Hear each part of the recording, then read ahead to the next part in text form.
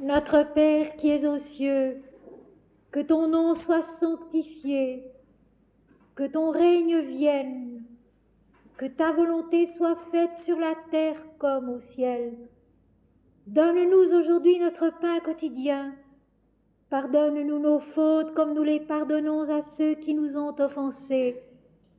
Ne nous laisse pas tomber dans la tentation, mais délivre-nous du mal, car c'est à toi qu'appartiennent le règne, la puissance et la gloire au siècle des siècles. Amen. Grand merci à tous ceux qui ont gentiment marqué la fin de l'année. Un grand merci à vous tous pour votre présence, pour votre attention, votre fidélité. Et je voudrais aussi déjà remercier ceux qui m'ont écrit, à qui je ne répondrai peut-être pas, parce que le tas devient bien haut, et pour le moment je n'arrive pas à écrire, de lettres tout au moins. Alors d'avance, merci, et déjà merci à tous ceux qui m'ont écrit. Je souhaite à tous une très belle fin d'année, un heureux Noël, un bon recommencement, et c'est avec joie, je pense, que nous nous retrouverons le 16 janvier 1985.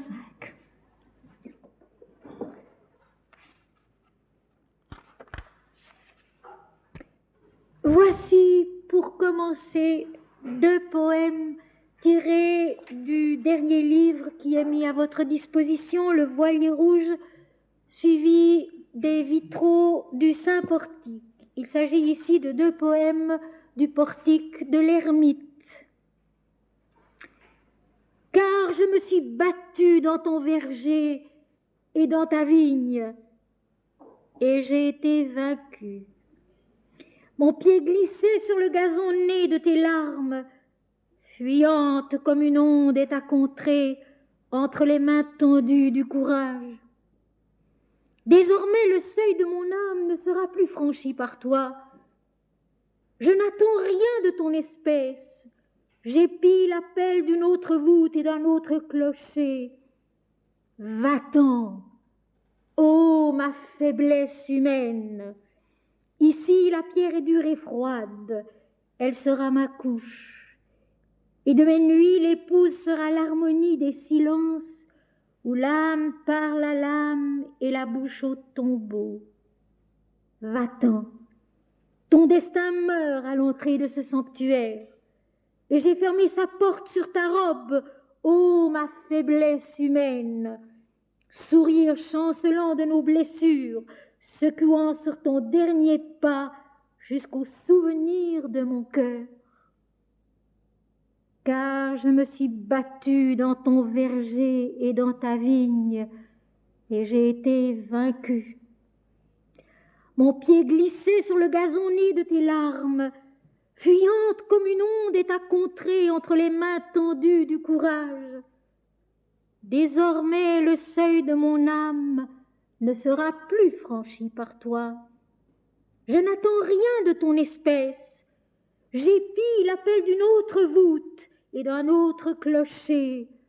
Va-t'en, ô ma faiblesse humaine. Ici la pierre est dure et froide, elle sera ma couche. Et de mes nuits l'épouse sera l'harmonie des silences, où l'âme parle à l'âme et la bouche au tombeau. Va-t'en. Ton destin meurt à l'entrée de ce sanctuaire, et j'ai fermé sa porte sur ta robe, ô ma faiblesse humaine, sourire chancelant de nos blessures, secouant sur ton dernier pas jusqu'au souvenir de mon cœur. Le chemin lumineux sur la pierre côtoie des absides pleins d'ombre. Le voyageur est seul sous le ciel des colonnes, mais le porche est ouvert sur le sentier de l'aube où les vitraux bleutés sont remplis d'or. Le chemin est usé comme une vieille histoire qui tremble entre les pages vertes verte du destin. Il est la face où s'incrustent les nombres, et le soleil est sur sa joue, l'arête d'un matin s'incurvant vers le soir. Jadis, un grand pardon était promis aux hommes. L'autel est proche encore, à genoux, dans la nuit. Le chemin lumineux sur la pierre côtoie des absides sans nom, plein d'ombre. Le voyageur est seul sous le ciel des colonnes, mais le porche s'est ouvert sur le sentier de l'aube, où les vitraux bleutés sont remplis d'or. Le chemin est usé comme une vieille histoire qui tremble entre les pages vertes du destin. Il est la face où s'incrustent les nombres, et le soleil est sur sa joue, l'arête d'un matin s'incurvant vers le soir. Jadis, un grand pardon était promis aux hommes. L'autel est proche encore.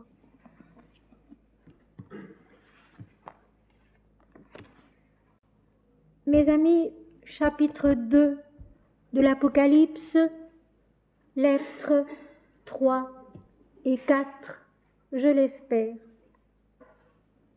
La dernière fois, chapitre 2 de l'Apocalypse, première et seconde lettre, premier et deuxième plan de la conscience et de la vie.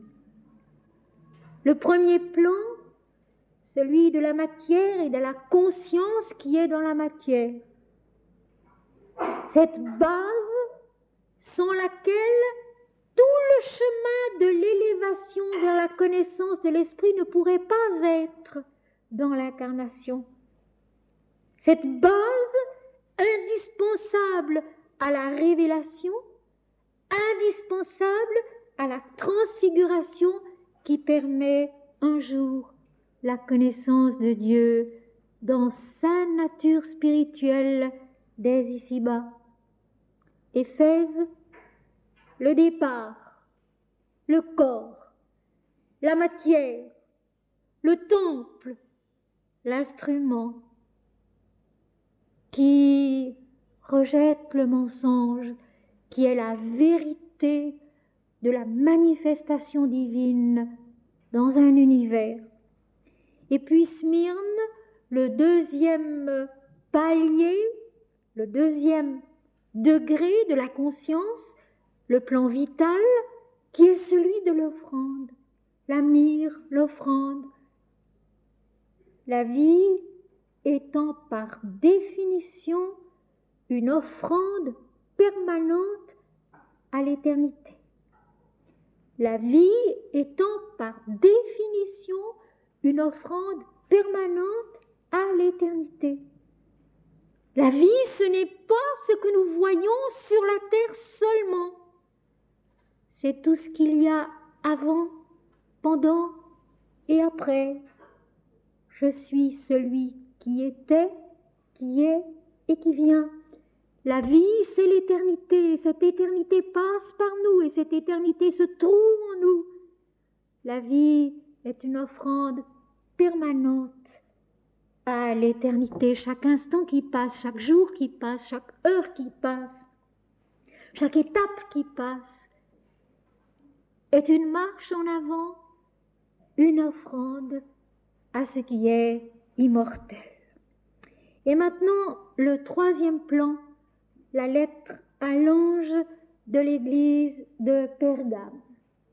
Il y a longtemps que je vous raconte que Pergame, to Pergamon ou ho Pergamos en grec veut dire la citadelle, la place forte. Le plan mental est spécifiquement le plan de l'homme. L'homme étant spécifiquement un être mental, une intelligence mentale dualiste par définition, et c'est le plan d'un développement, d'un temps où nous demeurons très longtemps. Un temps qui est caractéristique de notre nature et où nous demeurons très longtemps.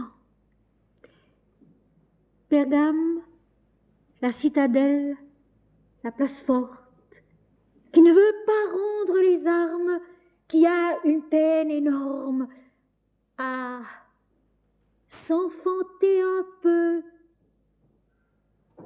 à la préscience, à la compréhension de l'unité.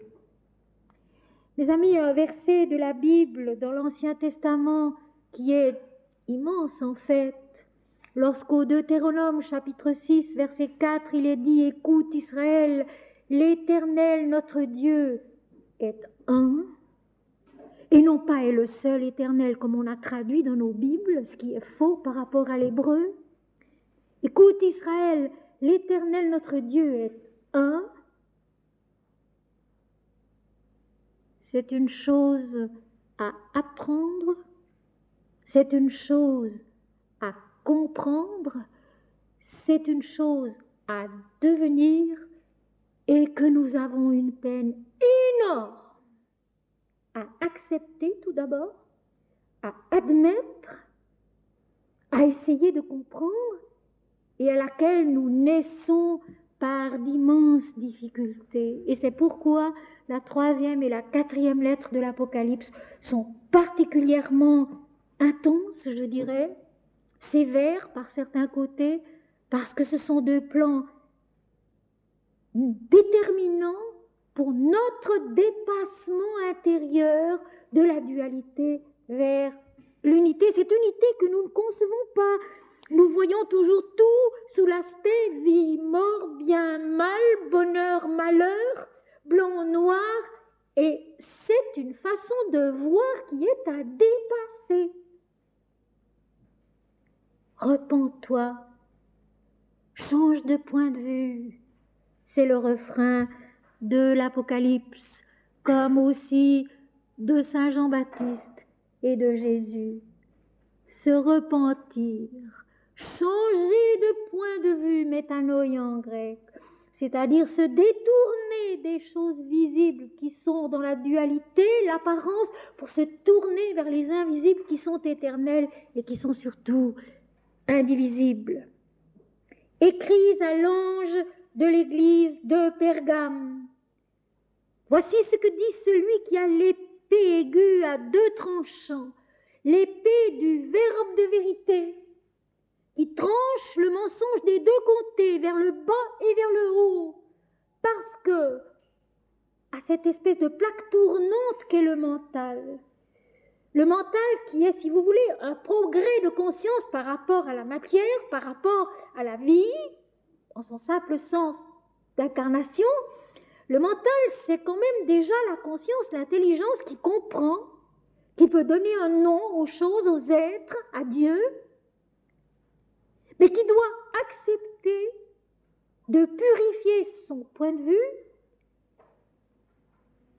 c'est-à-dire d'être tranché vers le bas et vers le haut, parce que le cœur, l'âme, l'esprit de l'homme se trompent aussi encore, nous allons le voir, tranché vers le bas et vers le haut, c'est ça le jugement dernier, ce jugement divin en nous, qui met un terme à la conscience dualiste sur les plans inférieurs comme sur les plans supérieurs, afin de nous enfanter à la vision de la nature divine qui est indivisible, qui est une, comme Jésus le dit, moi et le Père, nous sommes un. Écrit à l'ange de l'église de Pergame, donc déjà à la conscience supérieure capable de recevoir la lumière, l'ange de Pergame, de ce plan mental qui est le plan de l'homme, le plan où nous luttons, le plan où nous demeurons longtemps.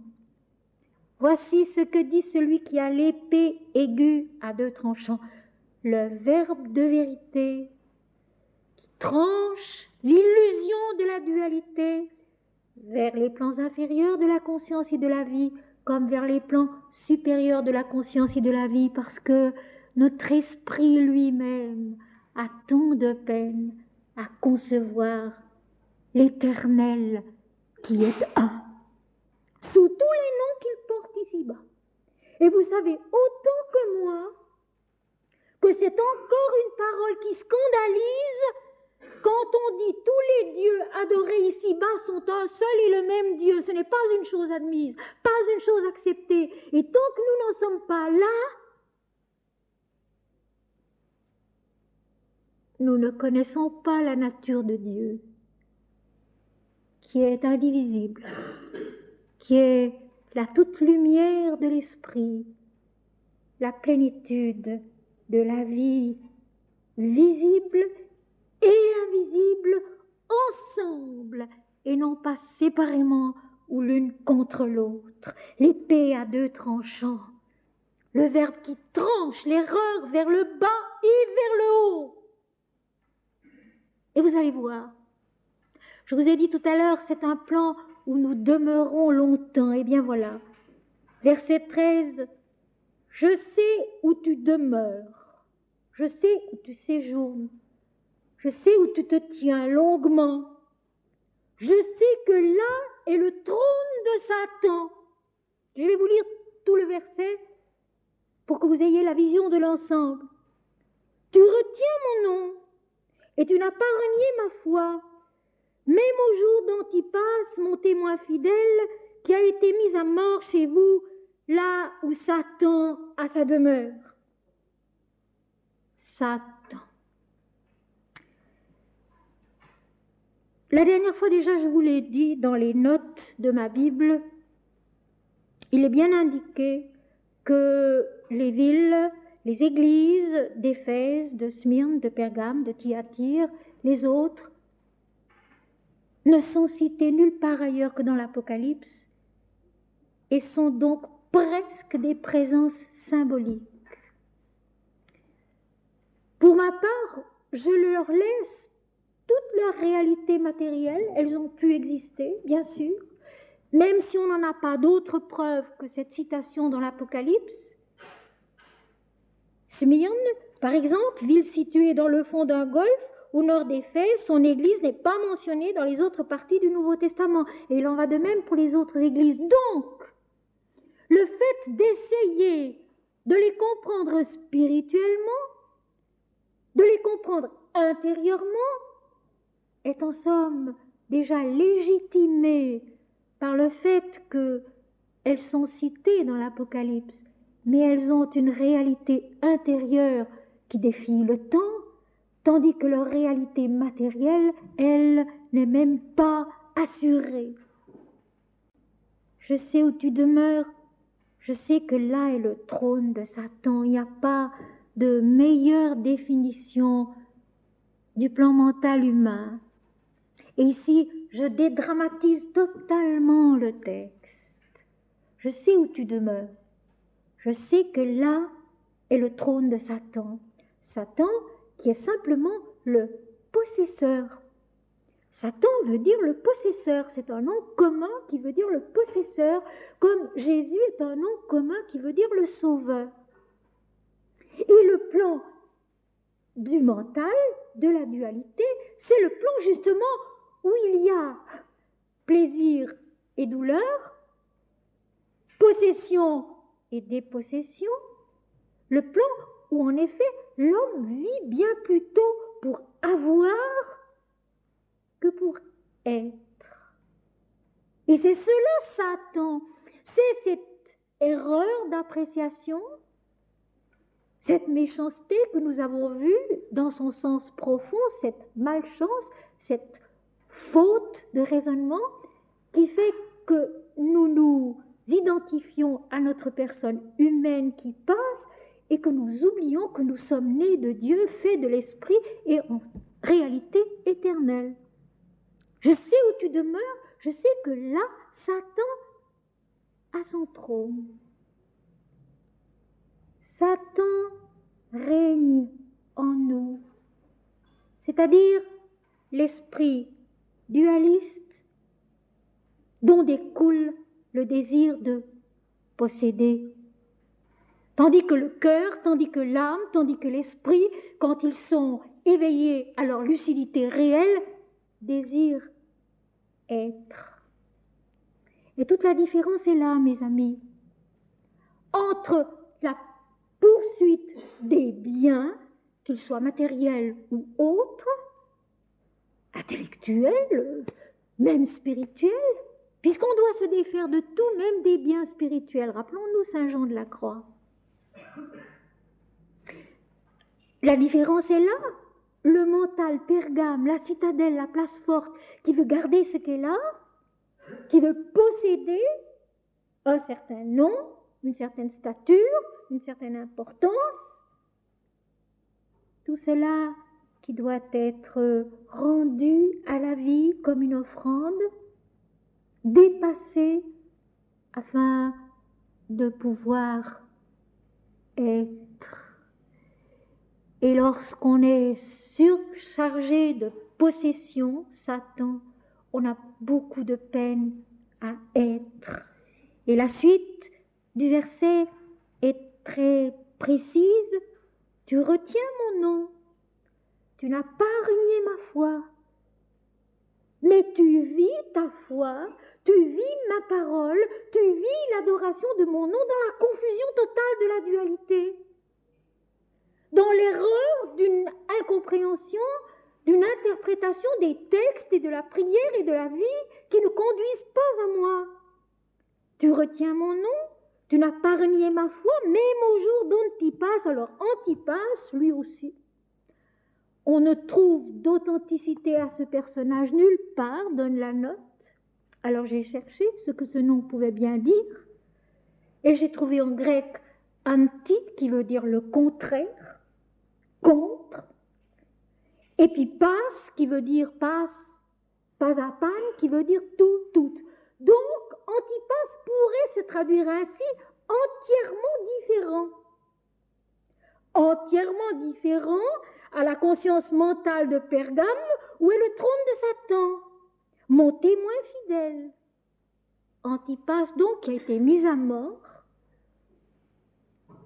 Antipas est cela en nous qui s'insurge parfois contre cet esprit de dualité, cet esprit de possession qu'il pressent n'être pas la vérité. Parce qu'il y a des moments où dans la prière, dans la méditation, dans la lecture des textes, des évangiles, nous sentons bien que cet esprit de possession dans la dualité n'est pas réellement libératrice, n'est pas réellement un chemin qui nous permet de sortir de tout ce qui nous étouffe. Il y a des moments tout de même où nous le sentons cela. Alors Antipas, mon témoin fidèle, dit le Seigneur, c'est donc celui qui est entièrement le contraire, entièrement opposé à ce règne du moi individuel et qui a été donc mis à mort, mon témoin fidèle, qui a été mis à mort chez vous, là où Satan a sa demeure. Donc il y a en nous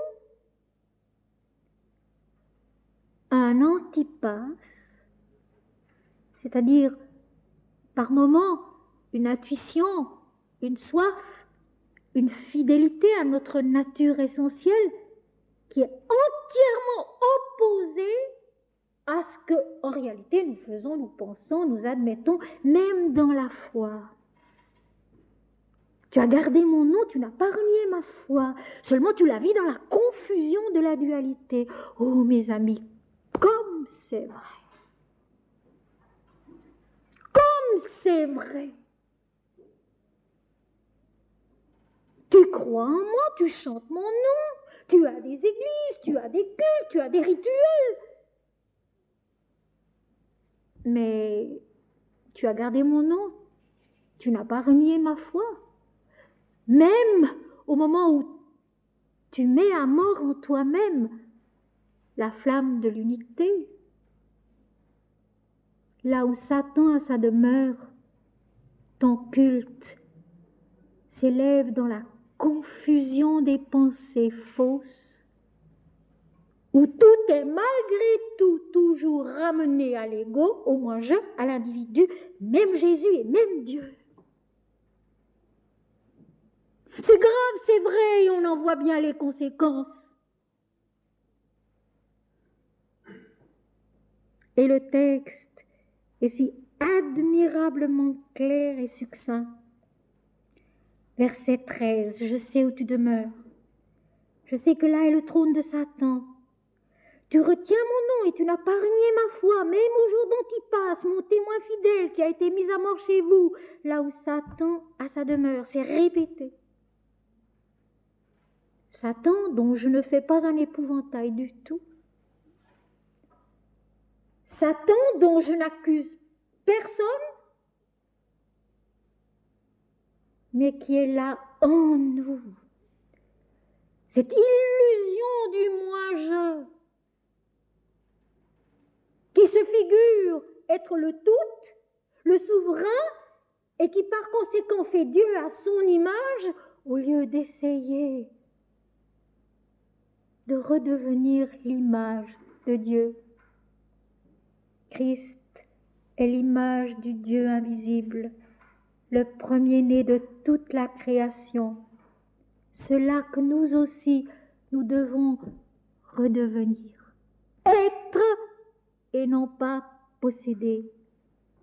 Mais j'ai quelque chose contre toi, donc même cela, c'est un peu dans l'ordre de la création, ce plan de la mentalité dualiste.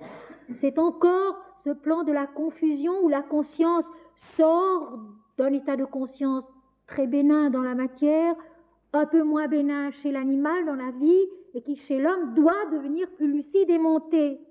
Mais encore dans la confusion, où la dualité, où l'esprit de possession, où l'image prend le pas sur l'être. Nous ne sommes pas encore, nous semblons seulement être.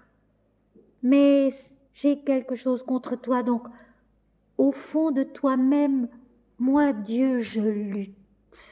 Quand je vous dis et je vous répète, c'est Dieu qui est, c'est Dieu qui sait, c'est Dieu qui fait, eh bien ces deux lettres-là en sont une preuve éclatante. J'ai quelque chose contre toi, je vais faire, je ferai, je donnerai, c'est Dieu qui fait. Dans un certain sens, le plan mental est l'état normal des choses. C'est un plan de naissance à une intelligence, mais encore très confuse, et en tout cas très confuse par rapport à l'unité de l'être. J'ai quelque chose contre toi, donc je lutte en toi. Et nos malaises, bien souvent, sont ce combat que Dieu mène en nous pour nous faire dépasser un état intérieur qui est encore tout à fait imparfait. J'ai quelque chose contre toi. C'est que tu as là des gens attachés à la doctrine de Balaam qui enseignait à Balak à mettre une pierre d'achoppement devant les fils d'Israël pour qu'ils mangeassent les viandes sacrifiées aux idoles et qu'ils se livrassent à l'impudicité. Alors Balaam, Balak aussi, n'existe que dans ces textes de l'Apocalypse ainsi que les Nicolaïtes. De toute évidence, ce sont des idoles et des idolâtres. Alors nous en revenons à notre définition bien connue de l'idolâtrie qui est le culte de l'ego, le culte du moi-je. Tout ramener à l'homme et adorer l'homme et non pas Dieu, et adorer l'homme en Dieu et non pas Dieu en l'homme. Ce que j'ai contre toi, ce contre quoi je lutte en toi, c'est que tu tolères chez toi des gens qui sont des énergies, des forces, des capacités qui sont idolâtres, qui sont attachés à Balaam, à Balak, aux Nicolaïtes, à cette adoration de soi, au nom même de la piété. C'est tragique, mais c'est vrai. Et nous y passons tous. S'il est des exemples énormes qui crèvent douloureusement les yeux, où la piété elle-même est devenue un mensonge. Il faut bien se dire que ces exemples énormes n'existent que parce qu'en chacun de nous, la même faute se commet aussi. Et nous le savons bien que si souvent, au lieu de chanter Dieu pour Dieu et non pas pour soi-même, au lieu de prier Dieu pour Dieu et non pas pour soi-même, au lieu de marcher en Dieu, vers Dieu, pour Dieu et non pas pour soi-même, nous aussi, nous tombons dans cette idolâtrie de Balaam, de Balak, et peu à peu nous pratiquons aussi l'idolâtrie du souci de soi, du souci du moi-je, au lieu de nous alléger dans la louange de Dieu. Et Dieu seul, nous savons trop que c'est vrai. Et nous savons aussi que nous sommes vaincus, comme le disait le poème de tout à l'heure. Nous sommes vaincus dans cette lutte-là. Parce que l'idole, les énergies données à l'idole, au moi-je, finalement nous rendent faibles, misérables, pauvres, désespérés et de plus en plus ignorants. Tout en nous affirmant à nous-mêmes que nous savons que nous sommes dans la vérité. Alors ici, la confusion de la foi devient un abominable égoïsme qui détruit en nous parfois jusqu'à la possibilité de repartir. Et nous ne pourrions sans doute pas repartir sans l'intervention divine en nous, sans cette miséricorde qui va venir à notre secours un peu plus loin pour transformer la fausse démarche en un commencement juste et vrai. Je lutte contre toi parce que tu as là des gens attachés à la doctrine de Balaam qui enseignent à Balak à mettre une pierre d'achoppement. L'idolâtrie tentatrice qui fait de la piété elle-même un mensonge, mes amis. C'est si souvent vrai. Il faut tellement veiller et prier toujours, comme le disait Jésus.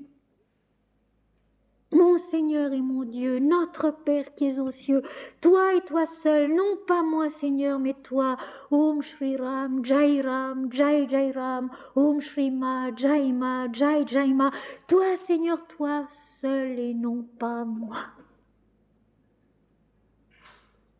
Parce qu'en réalité, Dieu c'est nous. C'est notre vraie nature que nous avons perdue, que nous ne connaissons pas encore. Donc à chanter Dieu vraiment, à répéter son nom vraiment, à garder sa parole vraiment, nous finissons par être vraiment ce que nous sommes. Autrement, nous sommes dans l'illusion du mensonge. Autrement, nous sommes dans l'illusion du mensonge, jusque dans la piété. Tu retiens mon nom, tu n'as pas renié ma foi, mais tu as chez toi, donc nous avons en nous des éléments attachés à la doctrine de Balaam qui enseigne à Balak à mettre une pierre d'achoppement devant les fils d'Israël. Le fils d'Israël en nous, c'est le fils de l'Éternel qui est instruit par l'Éternel de millénaire en millénaire. Tout l'Ancien Testament est traversé par l'Éternel qui enseigne ses enfants.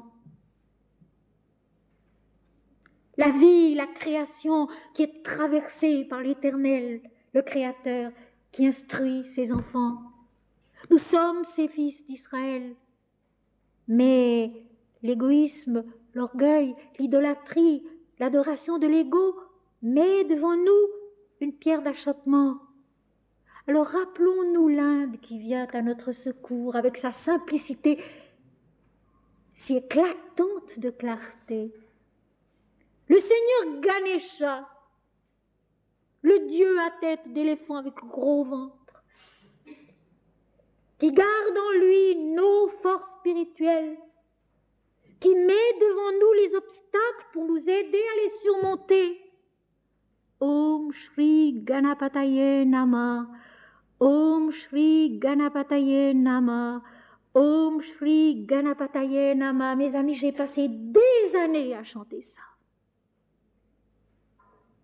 Du matin au soir et du soir au matin quand je ne dormais pas.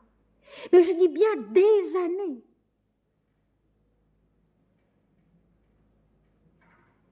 Pour que ce ne soit pas l'illusion qui mette des obstacles devant moi, parce que l'illusion met aussi des obstacles devant nous. Pour que ce ne soit pas l'illusion qui mette des obstacles devant moi, mais que ce soit Dieu, et que ce soit Dieu aussi qui les surmonte. Vous sentez la différence? Vous sentez le sens du mot repentir, le changement de point de vue? Ce n'est pas la vie, ce n'est pas les autres, ce ne sont pas les circonstances qui mettent des obstacles devant nous. C'est Dieu, si nous voulons bien le voir ainsi. Et Dieu pour notre bien. Parce qu'ainsi, il nous permet de sentir, d'apprendre que c'est lui aussi qui surmonte les difficultés, qui surmonte les obstacles.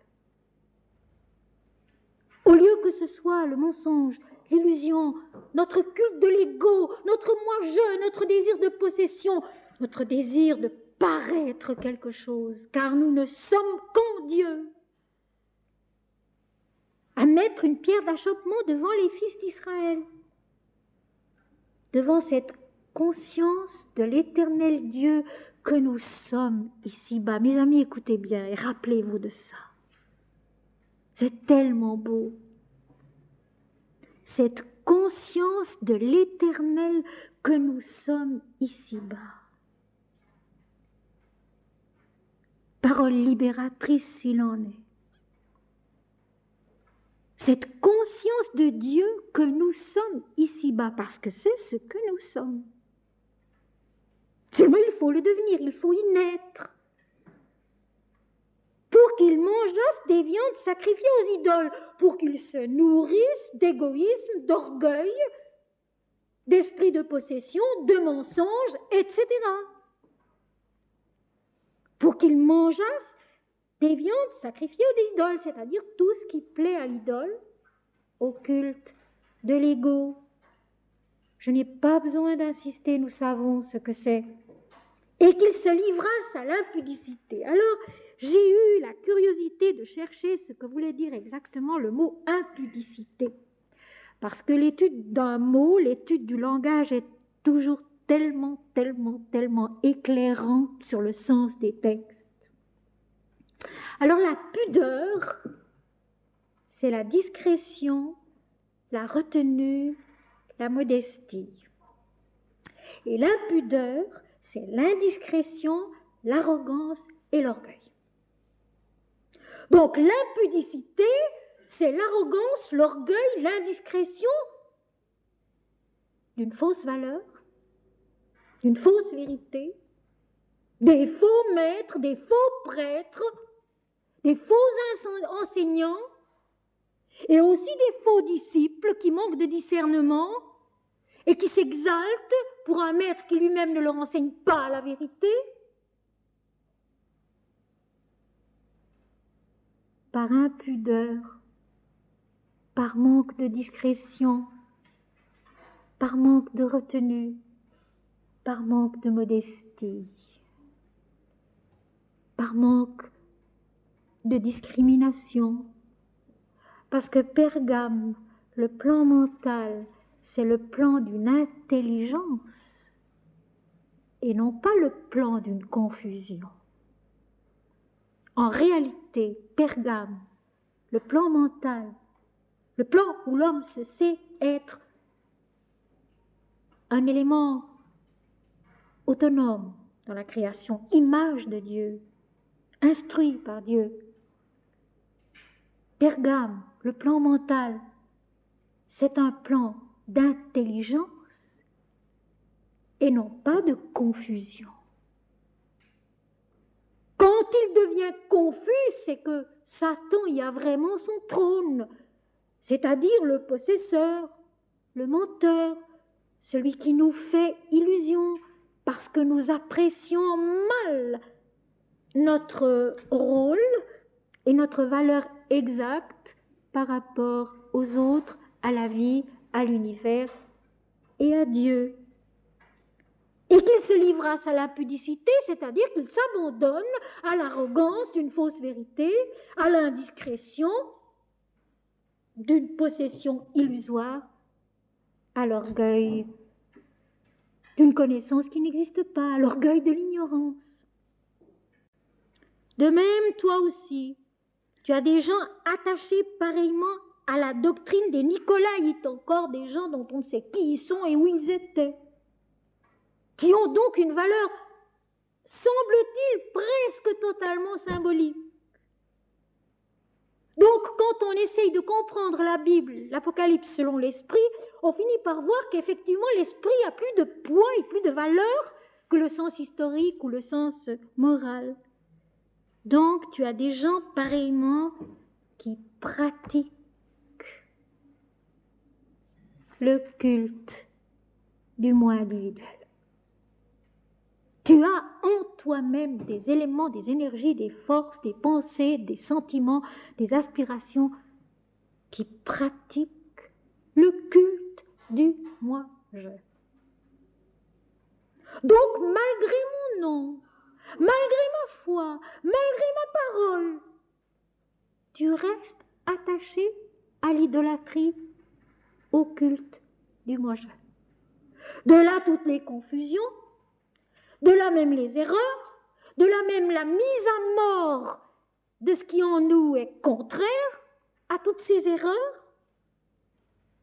Mais voilà, le Seigneur vient à nous, c'est lui qui fait, c'est lui qui sait, c'est lui qui est. Repens-toi donc, change de point de vue, détourne-toi de tout cela, de cet esprit de possession, de cette adoration du moi individuel. Repens-toi donc, change de point de vue. Et si tu ne le fais pas, je viens t'aider quand même.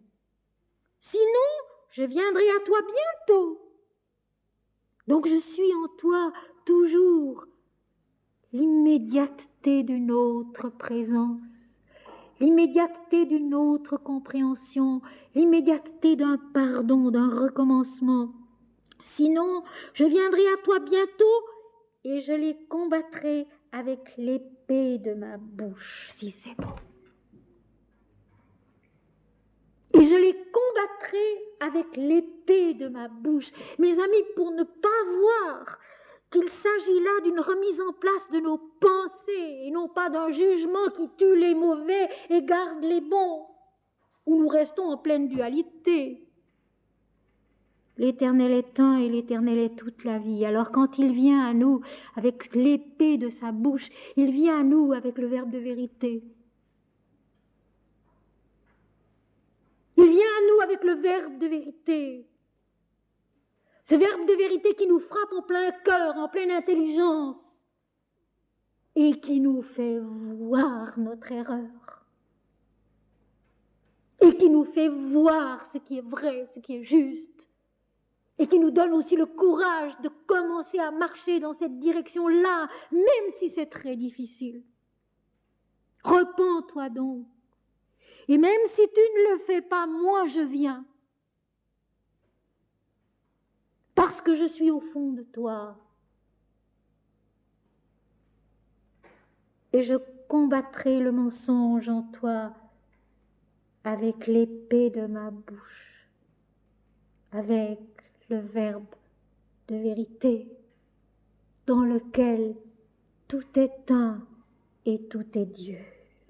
Et vous allez voir comme cette lettre, apparemment dure, apparemment sans espoir, finalement est merveilleusement transfiguratrice, que celui qui a des oreilles entende ce que l'Esprit dit aux églises, aux plans de conscience dans leur multitude, à l'assemblée de chaque plan et de tous les plans à la fois, et au monde aussi, À celui qui vaincra, je donnerai de la manne cachée.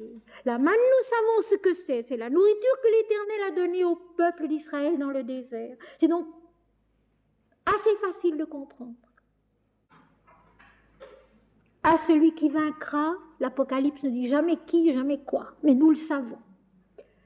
À celui qui vaincra son égoïsme, son orgueil, sa façon de tout ramener à soi, je donnerai de la manne cachée, la pudeur, la modestie, la discrétion, la retenue.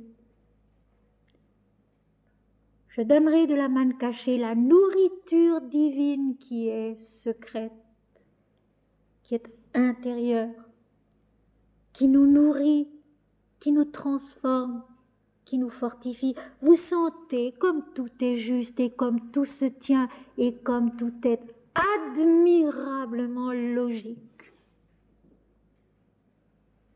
Contentant notre intelligence mentale d'abord pour lui permettre de grandir et de devenir une connaissance et une intelligence spirituelle. Vous sentez comme le texte est impeccablement articulé, comme s'il avait été écrit par un très grand artiste. Un chef-d'œuvre de littérature. Alors que ces gens à Patmos et peut-être ailleurs pendant des semaines et des années après, qui péniblement essayaient d'exprimer ce qu'il avait vécu et qu'il avait submergé, bien entendu. Comme tout se tient, comme notre intelligence mentale est satisfaite et peut donc aller plus loin, dépasser ses erreurs et se donner à Dieu, je donnerai de la manne cachée. Je lui donnerai la nourriture de l'esprit, la nourriture de l'Éternel qui est secrète, intérieure et qui permet de grandir en sagesse, mais aussi en stature et en grâce, en Dieu. Le mental éclairé, bien nourri, de pensées justes, de prières vraies, de lecture juste, va être nourri divinement et grandir. Et je lui donnerai un caillou blanc. Le caillou, la pierre dans la Bible, c'est l'autel. Depuis le début de l'Ancien Testament jusqu'à la fin du Nouveau Testament, le caillou, la pierre, c'est l'autel. Alors le caillou blanc, c'est l'autel parfait, l'autel pur,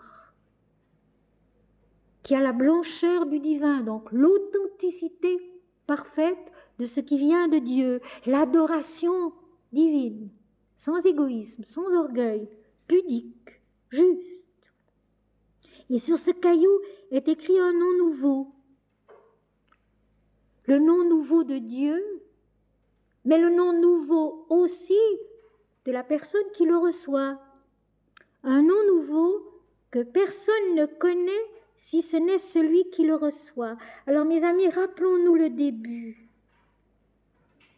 Je sais où tu demeures, je sais que là est le trône de Satan. C'était au verset 13. Et nous en sommes au verset 17, donc 4 versets plus loin. Le mental où trône Satan est devenu le caillou blanc de l'initiation intérieure au nom nouveau. Cheminement merveilleux, cheminement miséricordieux. Le mental dualiste attaché au moi-je qui soudain, par l'intervention divine, est initié à son nom nouveau. Ton nom ne sera plus Simon, mais Pierre, car sur toi je bâtirai mon église. Oh, pas un lieu historique ni géographique, mes amis, mais un plan de conscience purifié. Je bâtirai mon église, je créerai l'assemblée par convocation divine. Et sur ce caillou est écrit un nom nouveau que personne ne connaît si ce n'est celui qui le reçoit. Le nom de l'initiation intérieure où l'homme mental prend conscience qu'il a un nom terrestre, passager, mais qu'il porte un autre nom qui est un nom du Christ lui-même, de Dieu lui-même, un nom qui est sa nature profonde, sa nature essentielle, un nom qu'il doit devenir pour pouvoir grandir jusqu'au nom qui est l'identité de tous les hommes, c'est-à-dire l'éternel Dieu. Donc vous voyez que dans cette troisième lettre, Pergame, le plan mental, la citadelle, la place forte, nous partons du mental où est le trône de Satan, c'est-à-dire l'esprit de possession, de dualité, la confusion, l'erreur même dans la foi, et nous aboutissons à l'initiation intérieure du nom divin.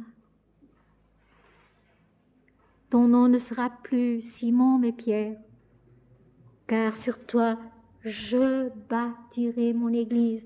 C'est Dieu qui est, c'est Dieu qui sait, c'est Dieu qui fait. Et vous voyez le chemin parcouru en quelques versets et dans une seule lettre sur un seul plan de conscience. Quatrième lettre à l'église de Thyatire. Thyatire peut venir de l'adjectif thuias, qui est aussi un nom, et qui veut dire délire bachique ou bacchante. C'est le plan de la conscience mentale qui devient intuition spirituelle. C'est un plan important, bien sûr, mais surtout excessivement dangereux. Et vous allez voir que c'est là que les plus grands faux pas se commettent en nous et que le texte a l'air impitoyable. C'est pourquoi j'ai beaucoup insisté sur la transfiguration du plan du mental de Pergame qui, de l'ignorance, de la confusion de la foi, tu as gardé mon nom, tu as gardé ma foi, dans les dualités, dans la mentalité dualiste où règne le moi individuel, qui parvient grâce à Dieu à cette transfiguration intérieure d'une initiation à la connaissance de la nature divine. On n'en est pas là, mais c'est devenu possible. Le mental a marché un long bout de chemin, un long bout de temps, et maintenant nous en sommes à Thyatire. Écrits à l'ange de l'église de Thyatire, c'est donc le plan de la conscience mentale qui devient intuition spirituelle et qui va connaître une sorte d'exaltation qui peut être juste, mais qui peut être terriblement dangereuse. Et ici, pour la première fois, au lieu de dire « voici ce que dit celui qui », voici ce que dit celui qui, il est dit « voici ce que dit le Fils de Dieu ». Donc, c'est le plan où la conscience humaine reconnaît Dieu en soi, reconnaît une présence supérieure en soi. Elle le sait. Elle l'a lu, elle l'a appris au cours des millénaires. Maintenant, elle a été initiée à son nom nouveau, à sa démarche nouvelle qui est plus spirituelle. Elle sait qu'au-dedans d'elle-même, elle est le Fils de Dieu, mais elle ne le connaît pas encore. Celui qui a les yeux comme une flamme de feu, celui dont les Védas disent constamment celui qui voit. Le voyant, celui qui voit, et dont les pieds sont semblables à de l'airain ardent, c'est-à-dire qui marche dans la ferveur, dans l'ardeur de la purification intérieure. C'est le plan où commence une vie intérieure plus ardente, plus fervente, plus exigeante aussi, mais remplie de dangers, parce que tout n'est pas pur encore, de loin pas. Et au verset 19, il est déjà dit « Je connais tes œuvres, ton amour, ta foi, ton fidèle service ta constance et tes dernières œuvres plus nombreuses que les premières. Donc, la conscience mentale initiée par Dieu au sens de Dieu en soi, le Fils de Dieu en soi, celui dont elle sait qu'il voit, il sait, il est le feu purificateur. Il est la vérité qui se conquiert par une marche ardente.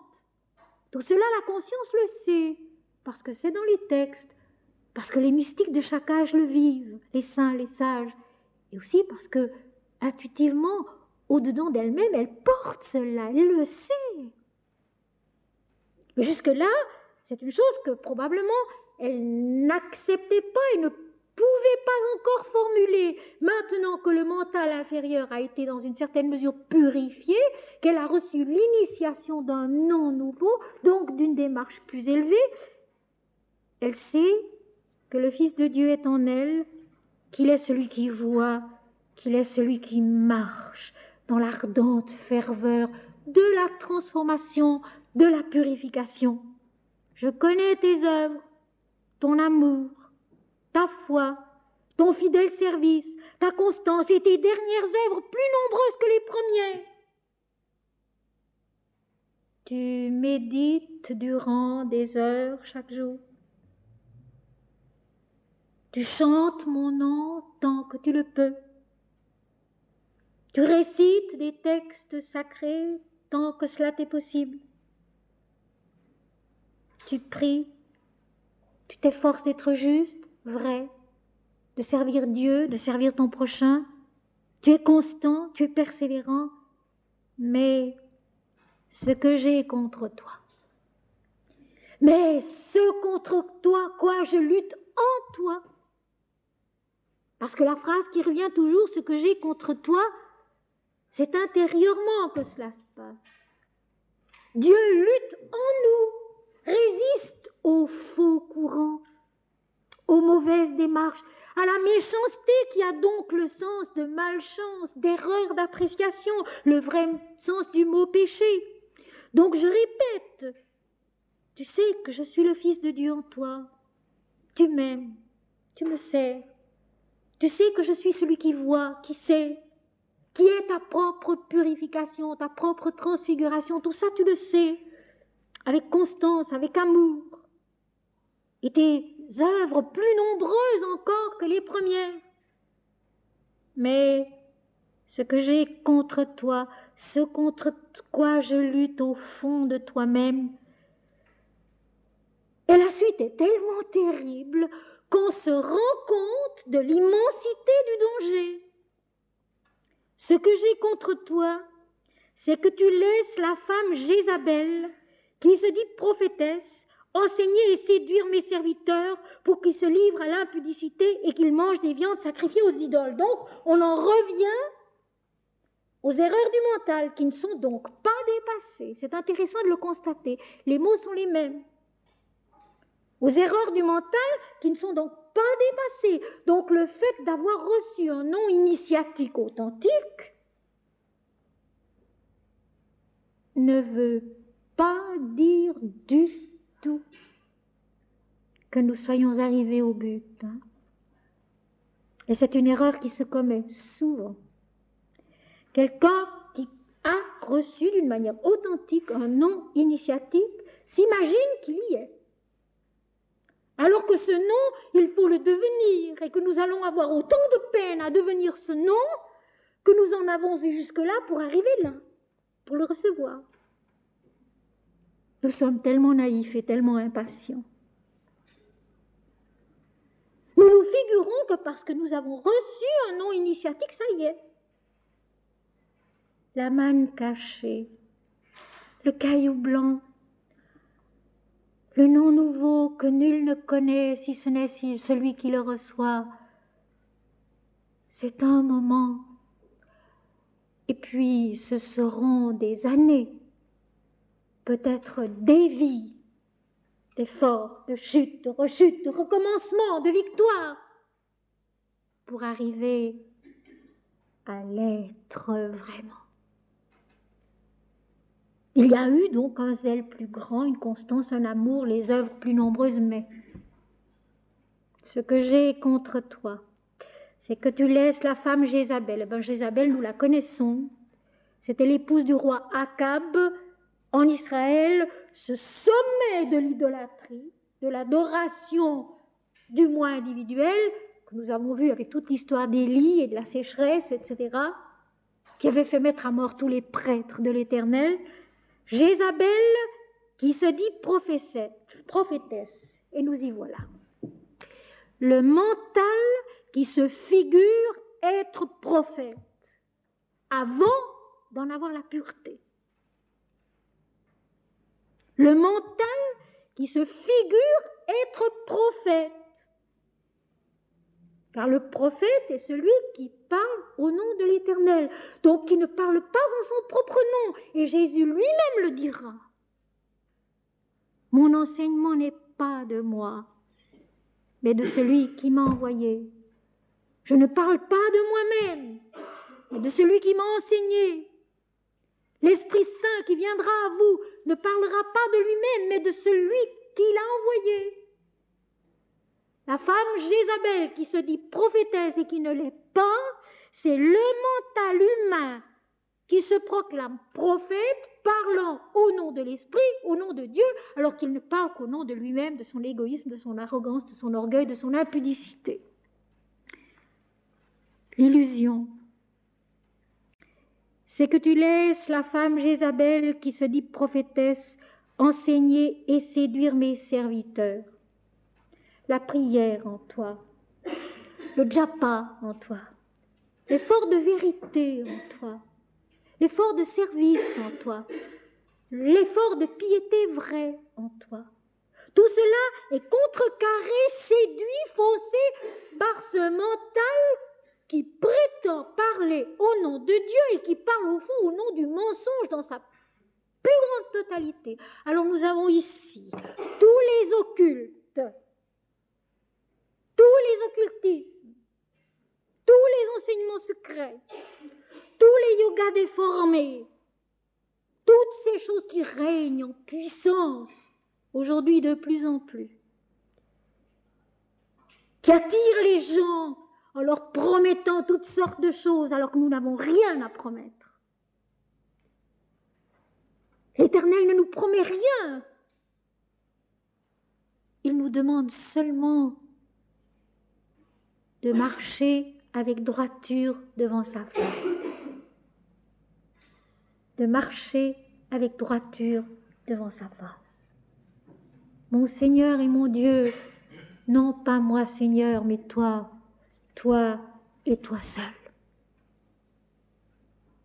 La veuve Jézabel qui se dit prophétesse et qui ne l'est pas, et qui séduit mes serviteurs, c'est-à-dire tout ce qui en nous est authentique, simple, propre, vrai, dans la piété qui est ignorante, mais j'ai déjà dit souvent, l'ignorance humble conduit à la connaissance de la vérité. Enseigner et séduire mes serviteurs pour qu'ils se livrent à l'impudicité, donc à l'insolence, à l'arrogance, à l'orgueil de doctrines qui sont fondées sur le moi-je et non pas sur Dieu. L'adoration de l'homme, l'adoration d'un homme et non pas de Dieu. Et qu'ils mangent des viandes sacrifiées aux idoles, le même sens que tout à l'heure, qu'ils se nourrissent de l'adoration du moi individuel, de l'idolâtrie qui est le culte du moi individuel. Donc, au-delà de l'initiation, mes amis, retenons bien cela, au-delà de l'initiation, alors que Dieu déjà nous a tendu palpablement la main, en nous donnant un nom qu'il nous faut devenir et conquérir, le mental dualiste est encore là. Et si nous ne veillons pas bien, alors, parce qu'il y a eu initiation, il se dit prophète. Parce qu'il y a eu initiation, le piège. Parce qu'il y a eu initiation, le moi-je se dit prophète. Et avec une force décuplée, je nommerai personne, mais ça crève les yeux, avec une force décuplée, il agit comme étant un prophète, un homme de Dieu qui parle au nom de Dieu, alors qu'il n'est qu'un épouvantable démon. Et nous le sommes pour nous-mêmes, ce démon, qui fausse tout, qui empoisse tout de mensonges, d'orgueil, d'impudeur. Alors voici, je vais. Donc c'est Dieu qui fait. Il y a les éléments de la création, le physique, le vital, le mental, maintenant l'intuition mentale, avec l'initiation, il y a progrès, il y a les luttes sur chaque plan, et c'est Dieu qui fait. Heureusement, miséricordieusement. Ramakrishna, qui a une jolie façon de dire les choses, affirmait ceci: Dieu fait son travail, mais l'homme dit je le fais. Dieu fait son travail, mais l'homme dit je le fais. Alors quand l'homme dit je le fais, il est la prophétesse qui s'imagine parler au nom de Dieu. Alors je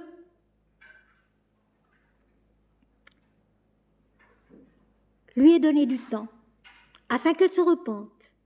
Et elle ne veut pas se repentir de son impudicité. Donc l'esprit est patient. Il attend, il laisse faire. Je lui ai donné du temps, je lui ai laissé au mental le temps de se reprendre, de redevenir lucide, de se souvenir de ce qu'il était avant d'être initié, pour retrouver la voie juste. Mais il ne veut pas se repentir de son impudicité, de son arrogance, de son orgueil, de l'idée qu'il a qu'il est un prophète. Alors que pour le moment, il n'est encore rien du tout dans ce domaine. Voici, je vais la jeter sur un lit, donc l'abandonner à son mal, pour que du fond de l'abîme, je puisse la faire remonter ce mental qui se trompe. Voici, je vais la jeter sur un lit et envoyer une grande tribulation à ceux qui commettent adultère avec elle, à moins qu'ils ne se repentent de leurs œuvres. Alors il faut bien comprendre. D'abord, la tribulation, qu'est-ce que c'est? J'ai aussi eu la curiosité d'aller chercher le sens exact du mot tribulation. Eh bien, la tribulation, c'est une épreuve morale.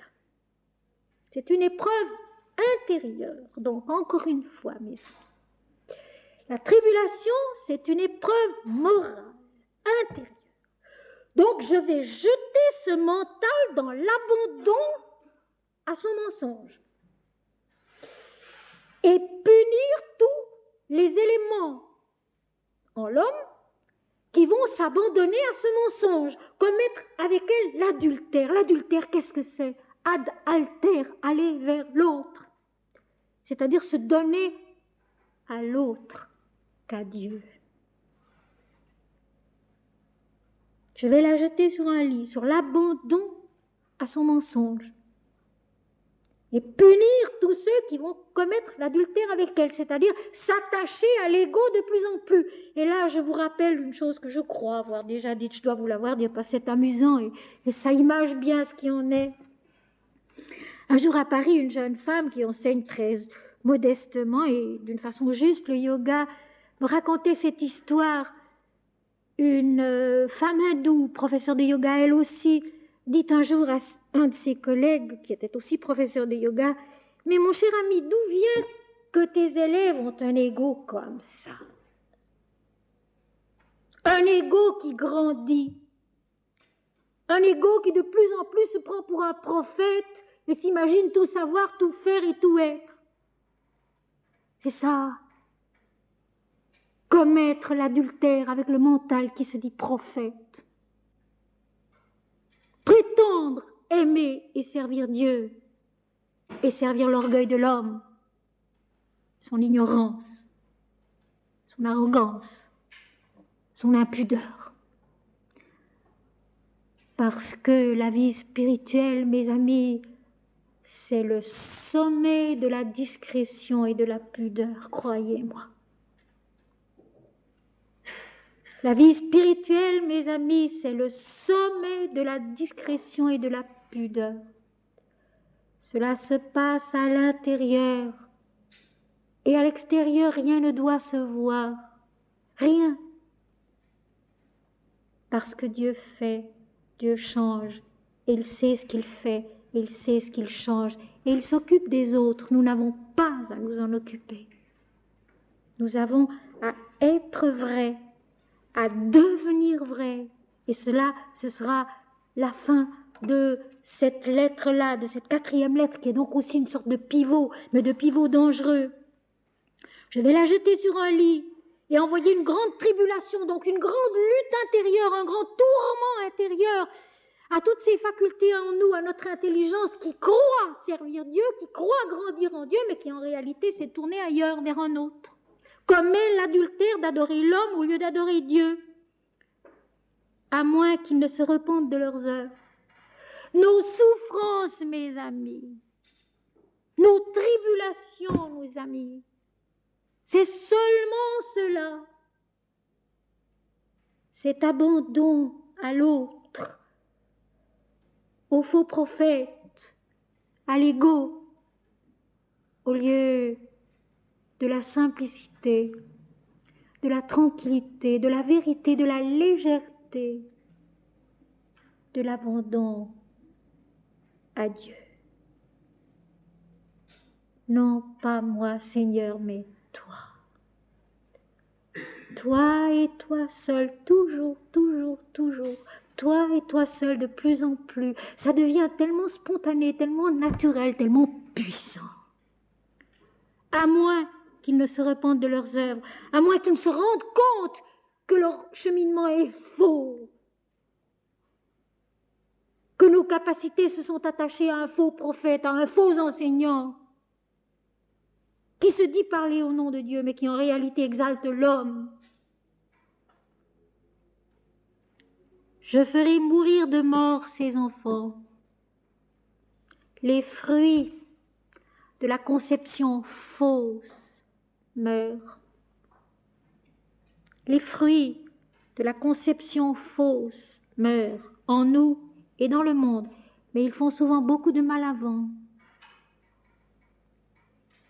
Mais ils font souvent beaucoup de mal avant, la tribulation, la lutte intérieure, la douleur.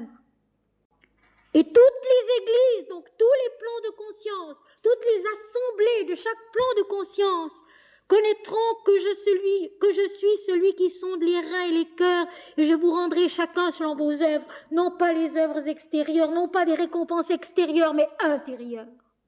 Je suis celui qui sonde les reins et les cœurs, je suis celui qui fait vos œuvres, je suis celui qui décide de tout, qui connaît tout de l'intérieur et non pas de l'extérieur, et qui détermine les œuvres qui sont le résultat vrai de l'attitude exacte qu'il y avait avant pour les faire.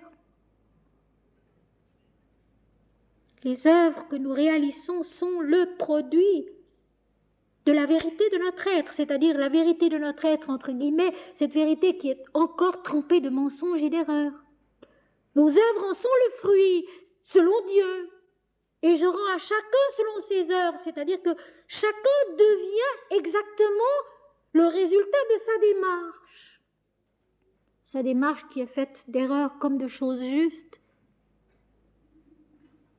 C'est Dieu seul qui connaît, c'est Dieu seul qui sait, c'est aussi lui qui rectifie, qui vient encore nous chercher, nous aider à en sortir. Et là, l'Inde a une mère divine qui représente cela d'une façon merveilleuse, c'est Ma Ishvari, la mère Seigneur, qui est la vérité, la justesse de tout ce qui se fait, de tout ce qui se dit, de tout ce qui est en l'homme et dans le monde. À vous, à tous les autres de Thyatire, donc à toutes les autres capacités, à toutes les autres énergies, à tous les autres éléments de l'être sur ce plan-là, qui ne reçoivent pas cette doctrine, qui résiste donc au mensonge du faux prophète, et qui n'ont pas connu les profondeurs de Satan. Et qui n'ont pas connu les profondeurs de Satan, si le texte est puissant. Et ces profondeurs de Satan, mes amis, ça n'est rien d'extraordinaire.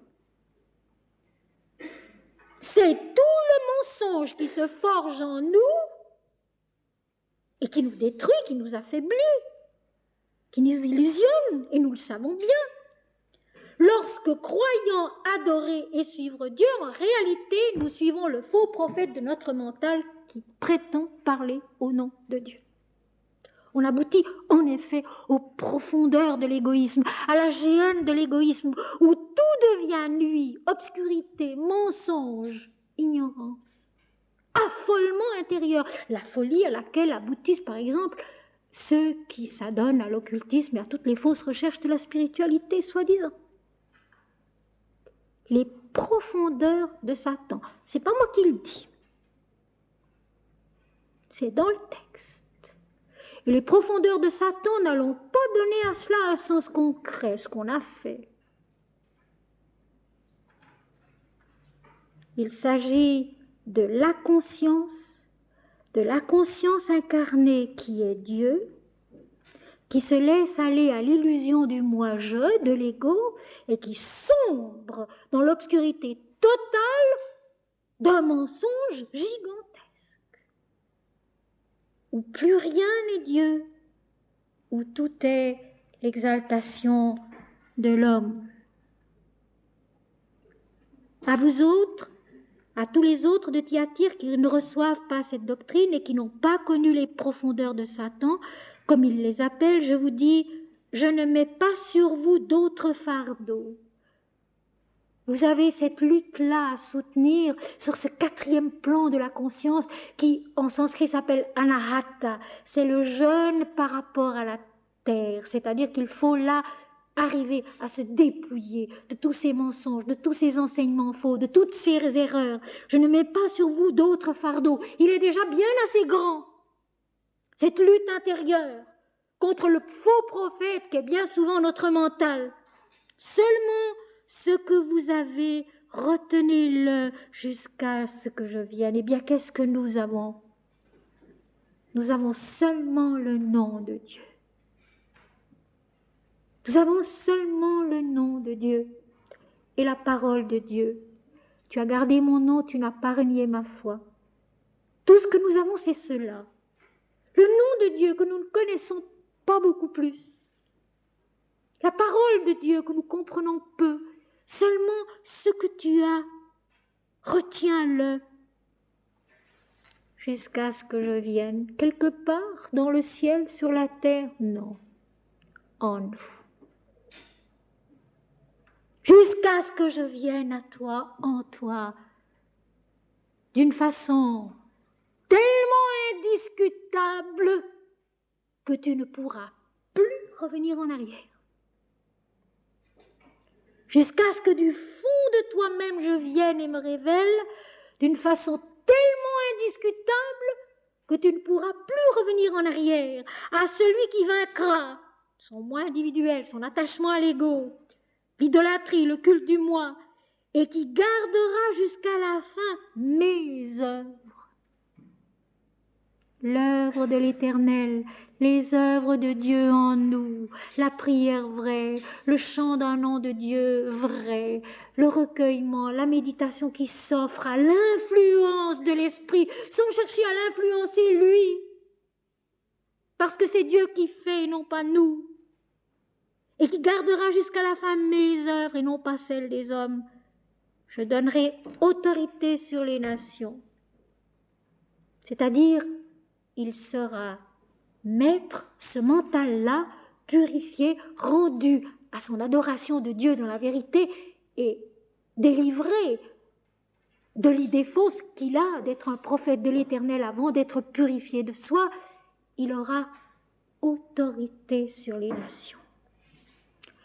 La maîtrise de soi, mes amis. Je lui donnerai autorité sur les nations. Je lui donnerai la maîtrise de soi sur tous les plans de la conscience, les inférieurs et les supérieurs, et surtout celui-là, ce quatrième, ce tournant. Je lui donnerai autorité sur les nations, sur tous les plans de la conscience et de la vie qui sont en nous, sur cette foule qui nous habite, sur cette quantité d'impulsions, de caractéristiques, d'élan, de soif, de facultés, d'énergie qui sont en nous. Je lui donnerai autorité sur les nations. Il sera maître de soi divinement. Il ne se laissera plus prendre à toutes les fausses pensées, à toutes les fausses impulsions, à toutes les fausses réactions. Il saura répondre, non pas moi Seigneur, mais toi. Non pas moi Seigneur, mais toi. Je lui donnerai autorité sur les nations. Il les paîtra avec une verge de fer. Il les nourrira, il les conduira avec la droiture de la conscience divine. Il les paîtra avec une verge de fer. Il les nourrira, il les conduira selon la droiture de l'esprit. Donc à ce moment-là, le mental est possesseur d'une force spirituelle qui lui permet de dominer toutes les erreurs qui viennent et de diriger l'être entier vers l'esprit de vérité en le nourrissant de la manne cachée, en le conduisant avec droiture. Comme on brise les vases d'argile, l'illusion qui se brise, qui s'effondre, comme si elle n'avait aucune espèce de résistance, aucune espèce de valeur. Et c'est vrai. Comme on brise les vases d'argile, la lutte paraissait colossale et importante. Le faux prophète, Jézabel, l'adultère, l'impudicité, le mensonge. Comme on brise les vases d'argile. Tout cela n'étant plus rien, n'ayant plus aucune consistance devant cette maîtrise de soi qui vient de Dieu, qui paîtra avec une verge de fer, avec droiture selon l'esprit. Ainsi que moi-même, j'en ai reçu le pouvoir de mon Père. Donc, en nous-mêmes, semblables à Jésus, Jésus lui-même, nous deviendrons le chemin de vérité qui paie notre propre vie, notre propre nature entière, notre propre être entier, selon la droiture de la vérité qui vient de tout en haut, qui vient de Dieu.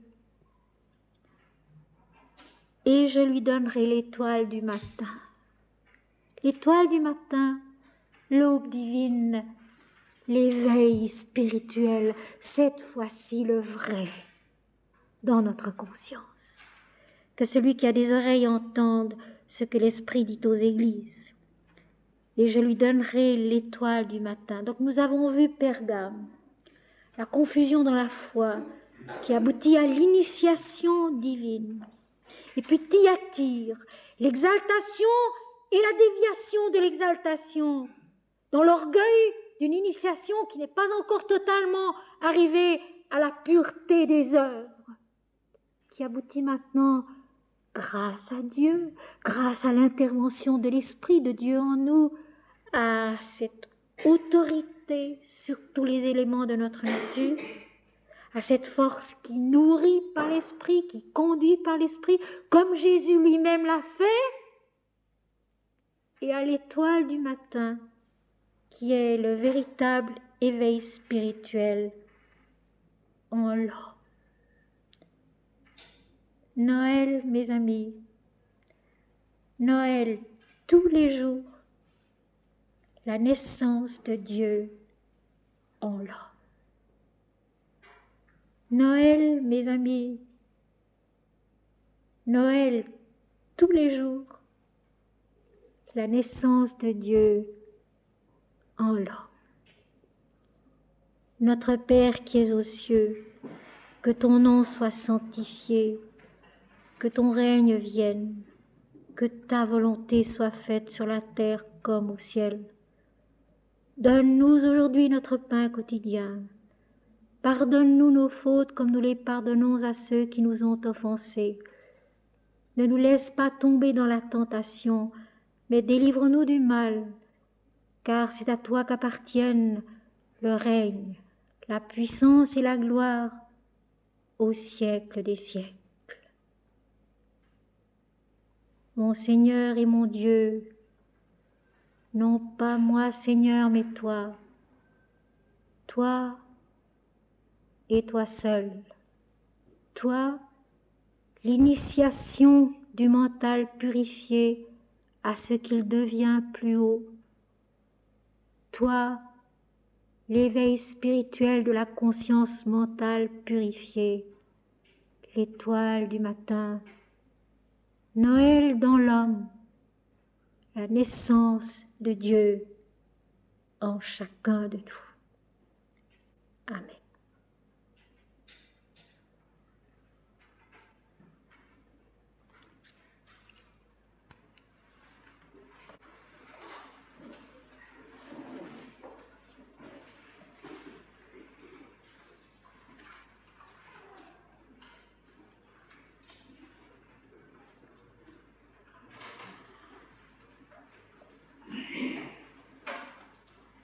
Mes amis du fond du cœur, joyeux Noël.